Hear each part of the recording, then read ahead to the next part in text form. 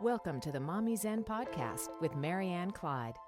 Hi, this is Marianne, Clyde, and welcome back to the MommyZen podcast.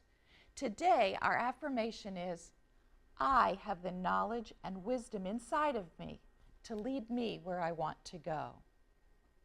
I have the knowledge and wisdom inside of me to lead me where I want to go. Such a powerful affirmation. Today, again, my guest is Slade from Barcelona, Spain, the author of Get Off Your High Horse and Walk. This is available now on Amazon.com. And he's also the founder of Authenticity Radio, which is AuthenticityRadio.com. Slade, welcome back. Oh, Marianne, it is so good to be here with you again. You know, last time we talked about how do we lose our authenticity. So I'm curious if we've left our listeners with, oh my gosh, I'm screwing up my kids. I'm leading them into fear. I'm worried about what other people think. So today we're going to rescue them from that fear and talk about how do we regain our authenticity and how do we allow our kids to regain their authenticity. So if we want to recap a little bit, you know, we talked about how society, how we as parents, teachers do this too, everybody. We tend to shame our kids, sometimes inadvertently, and we tend to be afraid of what other people think. So tell me, Slade, oh wise one, tell me how to regain this. What are the top 3 ways we can regain our authenticity? Well, okay, right there is I think it is so important, vitally important to recognize that we are in journeys, that we're all on journeys, right? And that life is kind of unfolding, and that wisdom is really, and I think everyone can concur with this, is earned. And we have to pay for that price. And we pay through experiences. Mistakes.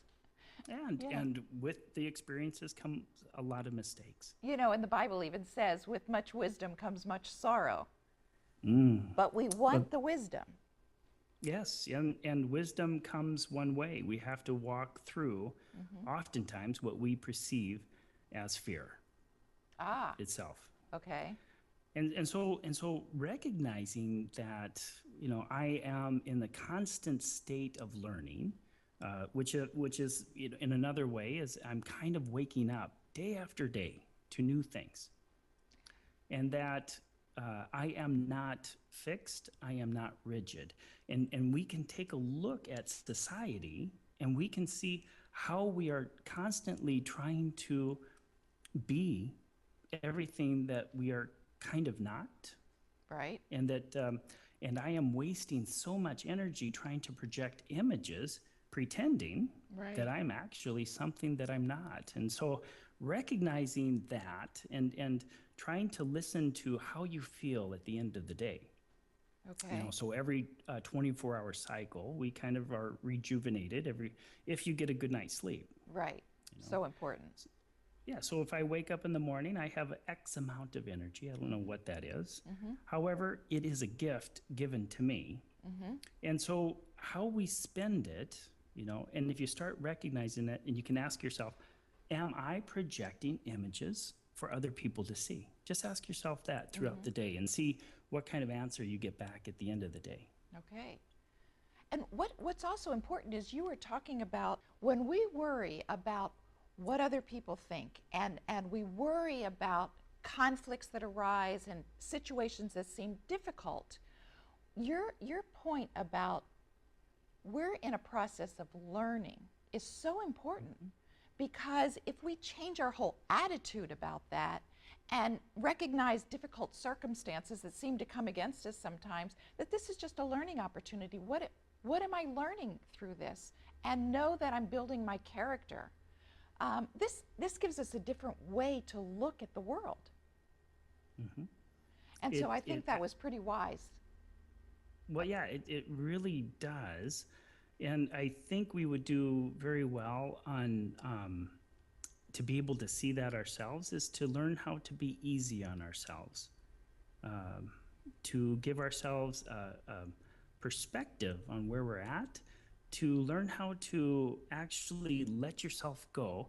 And as we mentioned in the last program, I believe, is that I believe that we're essentially good. And I love to use this word. We're kind of soft. So, what do you mean? Soft, opposite Wimpy? of hard.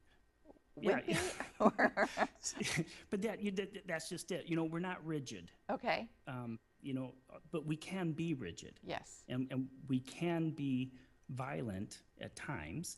So I think one thing that we can do is really giving ourselves the gift of becoming soft, becoming easy on ourselves when it comes to identifying who we really are and not trying to throttle ourselves for the answer. Not trying to be somebody we're not. Yeah, and don't force yourself to look for your authentic self as well. It's something that we have to acknowledge that time is our friend. Right, and the authentic self will emerge if we do these things that you're suggesting. That authentic self will emerge. Correct. Yeah, I truly believe that. A matter of fact, Marianne, you drive, correct? Uh-huh. You know how to drive? Okay. Sometimes. And you can drive from one destination to another without mishaps. Right. Normally, okay? Well, the idea is inside the vehicle, you probably don't know all the intricacies. You might, but you probably don't know how all the pieces of the engine works. Correct. Well, there you go. We're in the same condition as human beings because we're driving through our lives and we really don't know everything that's up here under our hood. Right. And I think that would be a very important thing for all of us to do, is to take the time and start to understand how we work and why we work the way we work. Yeah, it's important to do the homework. Yeah, and even to understand how our brain works, and because in my personal life, I have identified that I'm in conflict many times during the day. Uh-huh. And so it would be very beneficial to teach our children on identifying this conflict inside. Mm-hmm. Right. And not judging. Right. Not putting labels on it, but just recognizing that there is an internal conflict, and to identify that there is a choice involved of not fighting yourself. Right. I think that's a very primal. I think that's a very important piece. Thing. Yeah, I think you're begin right. When we're on our authentic hunt. Yeah. I think some of the points you made were really valid. Like number one, we need to pay attention to the fact that we're in a learning process. Number two, I think you said we need to be easy on ourselves, forgive ourselves quickly, and move on. Another one I think that I heard you say was that we need to not be rigid, but be flexible and learn to be soft that way. There's a philosopher by the name of Lao Tzu, who lived a couple centuries before Christ, and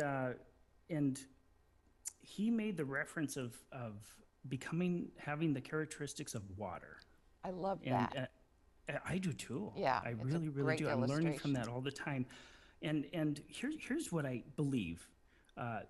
My life, along with so many other parents, we shake up that water with mud in it, and it becomes all kind of blurry. Right.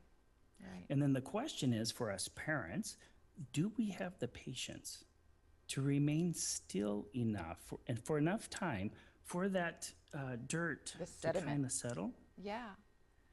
And so we can see again. So that's important. Another concept that you're teaching us is to be still.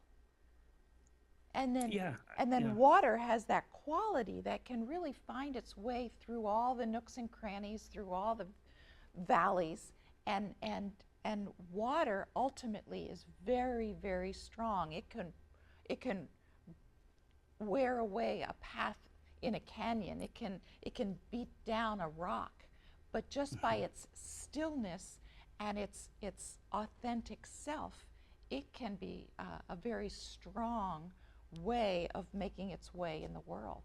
And that's a great illustration. And I think it's an important place where we can leave our audience to think about, how are they like water? How are they strong and still and allowing their true self to emerge? Really, really an important point.